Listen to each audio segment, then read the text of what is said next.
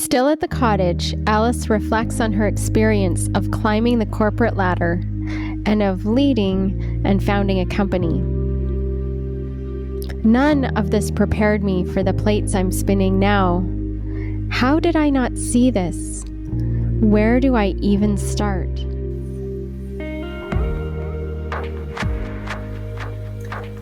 The achiever brain is enamored with specialization, creating higher and higher levels of specialized expertise that adds height to the rigid walls of the city. We're living in a world where many of the jobs of the future haven't been invented yet. While it used to be we'd change careers maybe once or twice in a lifetime, now it's estimated people are changing careers 15 or more times in a lifetime. What's the mindset we'll need to meet the rapid pace of change we're experiencing today? David Epstein, in his book Range, gives many examples of how moving toward a generalist mindset increases our ability to navigate exponential change. We're saying that extending range in multiple contexts helps presence the incoming future to align with an ever-emerging complexity. Complexity, by the way, is defined as the integration of difference. Our universe is ongoingly creating more integration of difference. This is the process of evolution. When we have range, we can think and act with more skillful integration in the face of the unknown. There have been many times in history when we've had to extend our range to survive. Take early settlers to the New World. Before the push west with migration to the Americas, ships were full of range with expertise on board. If half the people died on the journey from Europe to America, however, they'd be missing skills they needed for their settlement. One of the things that made America a powerhouse is that early settlers had to extend their range because they didn't have the expertise in every category needed for cultural, social, and economic systems for the settlements. They were entering a world where most of their experience was irrelevant. 200 years later, the experiment called the United States of America brought about a kind of democracy relatively new to the planet. These early settlers had no way of knowing the future they were living into. None of them were aware they were responding to the pull from the future that would later be called American democracy. The need for range is just as critical now as it was then. Like early settlers to America moving into unknown territory, called the New World, the future now calls us to collectively extend our range for what is to us again an unexpected and largely unprecedented new world. So here's an example. The 21st century New World brought us wicked problems. Not evil problems, wicked problems, requiring a different kind of range. Characteristics of a wicked problem. First, the solutions depend on how the problem is framed, and vice versa. The problem depends on how the solution is defined. Stakeholders also can have different worldviews and different frames for understanding the same problem.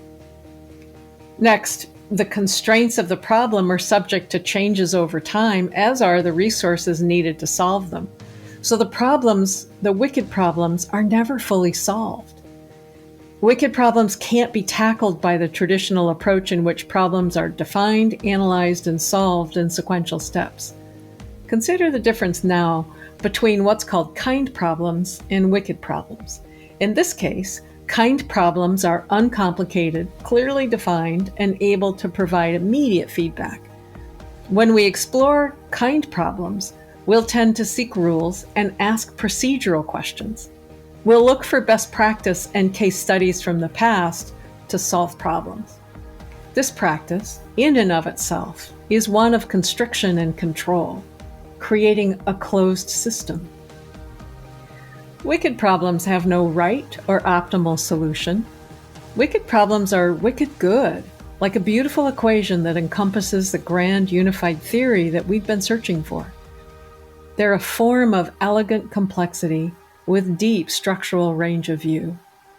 When we're solving wicked problems, we're looking to make connections across multiple domains rather than follow rules.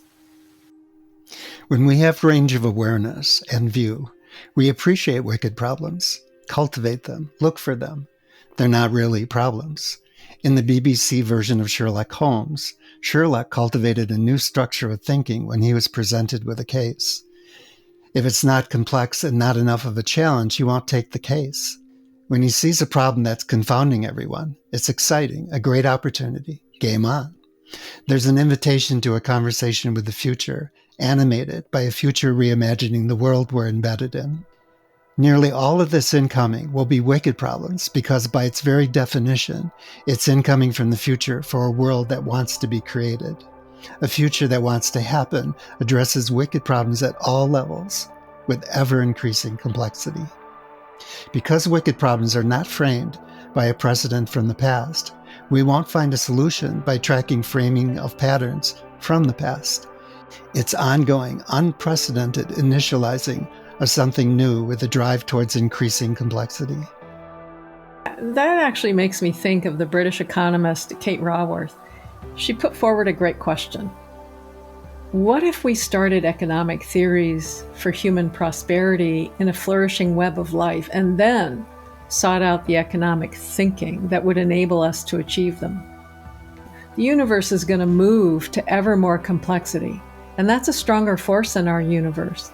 Not only is it a stronger force, but all of the emerging incoming from the future has a bias toward an increasing complexity of healthy life. So why wouldn't you ask the kinds of questions that she's asking here? Because she's starting from a web of life, not from, here's the economic theory, now how do we make that work? When we include all of life, we're expanding our range beyond that of skills and economies. You could think of it as a kind of spatial temporal range, casting a broad vista extended into the future that's incoming, where there are multiple possible probable futures. This involves a broad enough vista of time to not just be present to the past moving into this moment. It's extending range of view into the future that's incoming. It's casting your view to include the scope of the unprecedented incoming patterns not created by past context. We can do this as we expand the range of our awareness and view. Here's our question for you.